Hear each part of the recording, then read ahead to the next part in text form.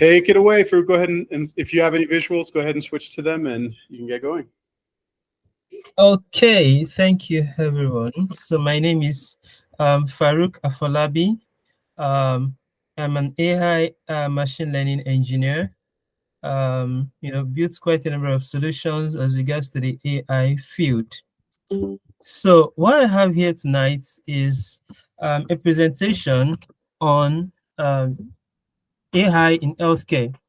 And this is one of those fields that I've, built quite, that I've done some things on. So let's check what we have here. So as we do know, like AI is basically, the ability for computers or machines to be able to take human intelligence in decision-making processes. And having healthcare as one of those foundations of which, human lives really depends on, we've been able to leverage AI so much, in the field of healthcare. And this goes in different areas of healthcare. Um, so we can see that in medical diagnosis. Recently I built an application that revolves around, diagnosing patients by just, putting out how they feel, their symptoms, putting that out. Then we can get diagnosis. We can get, recommended drugs. We can get diets, exercises, and so on. So this is one of those applications, we can see in the field of artificial intelligence. Leveraging artificial intelligence in the field of healthcare. And AI algorithms are significantly improving diagnostic accuracy. By analyzing vast amounts of data, AI can identify patterns, anomalies, and may be missed by human eyes. This leads to earlier detection of diseases and better patient outcomes. So we can see this very effectively in such a way that we now do have sophisticated algorithms as opposed to the kind of algorithms you do have. We have larger neural networks. We have more sophisticated neural networks that can enable us to make better predictions. We have larger computational powers. We have GPUs. We have sophisticated computational power that can process large amounts of data, and then with those capabilities, you're able to come out with amazing predictions that brings about better help in the field of healthcare. So also we're able to get personalized patient treatments. Okay, patients do not now only have to get treatment, but a treatment that is specific to them. If we do have a doctor, right, a doctor that is trained in the medical college, he has learned about so many symptoms and how you can diagnose patients and all of those things. But one thing can stand out from a patient, right? Like how a patient do feel. And if you have two patients that feel the same way, they might, be facing different challenges. They might be having different diseases or illness, right? So we can get to this personalized healthcare with the help of AI, right? AI can now make data driven. Since it is data driven, so we can make accurate predictions in telling the kind of disease or illness the person is having, and giving relevant information that can aid the cure of that disease, and also diets, activities, things that such patients can do to take away such illness or to recover from such illness. So also, we also do, oh, sorry, I think this is the second to the last slide. So also we have operational efficiency. So like we do know in so many hospitals, right? I don't know, it depends on locations, but I mean, in many hospitals, hospitals are often filled with patients.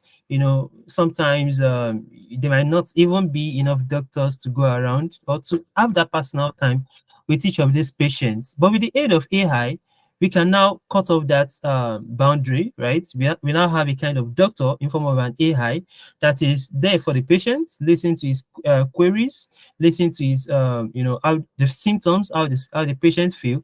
And then with that, we can get a proper prediction, right? We can get a proper prediction, we can get a proper recommendation, right, to such patients. So what is this doing? It is reducing the operational efficiency. I mean, it is increasing the operational efficiency. Sorry, increasing the operational efficiency, and then I mean reducing the workload that we do have on these skilled professionals. Or let me say, in other words, it is assisting them in carrying out the activities. That is not to say that we are not going to be having doctors. No, we are going to be having doctors that will be there to monitor how these applications work. In the field of generative AI, for example, one of those things I was working with LDAI, where we are building a generative AI application that is multimodal in its approach, where users can not only give how they feel, they can also take pictures of maybe a sore, of maybe a skin rash or something like that, and they do get the predicted or recommendation on what has actually happened to that part of their body or how they do feel. Then they get diets, they get drugs recommendations and so on, right? So in these areas, doctors will still have to be there monitoring this application, giving a form of feedback. There's something we call generative AI with human feedback, right? So in such case, the model is continually trained on how it gives its responses, whereby um, you know when it comes to healthcare, we can't just give everything to the computer to do, right? Then there is a need for the doctor to be behind the application, controlling it, telling it when it has done what is right, correcting it where it has done what is not actually right, and making those moderations. So in those areas, we do perfectly need Sorry, a doctor.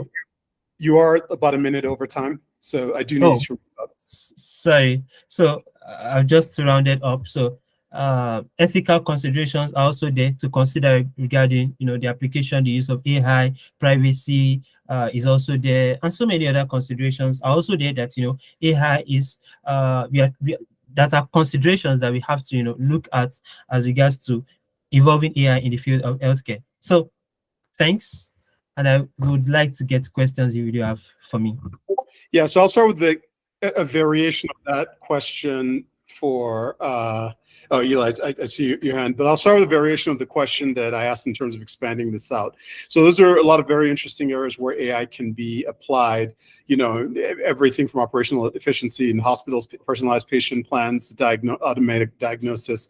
What are the areas you think startups and new businesses have the greatest opportunity to affect or even disrupt in healthcare? Do you have thoughts on that? Yeah, one of those areas that I've really thought about with also some healthcare professionals in LDAI is how we can, get personalized healthcare, right, to patients, right? People really do have some things that they might not, want to tell the doctor, or they need an assistant that can be there for them all day through, right? Anytime they need it, it can give them such assistance. It can, help them when they are even in a situation of urgency, for example, right? Yeah, situations of urgency that meeting the doctor can cause some damages. So personalized healthcare is one of those areas I think startups should really look into, and I believe there are a lot of potentials in that field, in that area. Thank you. All right, Eli, you had a question? Yeah, I don't mean to come across like cynical with this question or like a skeptic, but when I think about AI in healthcare, I'm curious like what you think about how, AI will be used to just sell more prescriptions and sell more medicine, right? Because that's where these organizations make their money. And so, sometimes I think personalized healthcare is kind of like a smoking gun for just like trying to sell people more things. And so I'm just curious kind of what you think about some of the areas that you're seeing in healthcare that maybe we shouldn't go down that route with AI, or is there like any no-goes that are emerging for you on that front? Well, if you do ask me, I believe there are. And one of those areas, I really don't think there are, but I'm going to give my explanations to that. So one of those areas I think we should be very careful, not really that we can't leverage AI in it, but we need some kind of carefulness in handling it, is as regards to privacy, right? As regards to data privacy, people are going to be putting up sensitive informations out there. People are going to be putting up sensitive, personalized informations about themselves, right? On the models, on the large language models, on these predictive models. So we have to be careful of how these data are protected, how they are secure, how they just fling around there and get into the wrong ends. So I think we should be careful about the serious. Thank you. Okay, we're going to move right along to the next talk, and we're going to leave Joseph to the end. So it's going to be cooperative empowerment, entrepreneurial success in the fast-changing world. So Daniel, anytime you can pull up any visuals you have, go ahead and get started. Fantastic. Thanks, everyone. Just checking in, making sure you can hear me okay. Yes, yes, yes.